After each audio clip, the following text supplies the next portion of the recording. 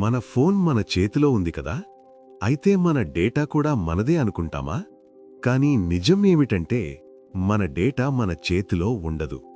మనం ఓ app open చేస్తే అది మన లొకేషన్ తెలుసుకుంటుంది. ఫోటోలు చూస్తే మన ఇష్టాలు గుర్తుపెడుతుంది. మాట్లాడితే మన అలవాట్లు అర్థం చేసుకుంటుంది.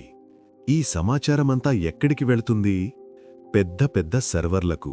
అక్కడ మన డేటా అమ్మబడుతుంది, ప్రకటనలుగా మన దగ్గరకే తిరిగి వస్తుంది. అందుకే నువ్వు ఆలోచించినదే యాడ్గా కనిపిస్తుంది. ఇది మాయ కాదు, డేటా ఆట. మన డేటా మనదే కావాలంటే మన అలవాట్లు మార్చుకోవాలి. అవసరం లేని యాప్లకు అనుమతి ఇవ్వకూడదు. ప్రతి క్లిక్ గురించి ఆలోచించాలి. డేటా చిన్నదే అనుకుంటాం, కానీ అదే మన గురించి అన్నీ చెబుతుంది. మన డేటా మన శక్తి. అది మన చేతిలోనే ఉండాలి.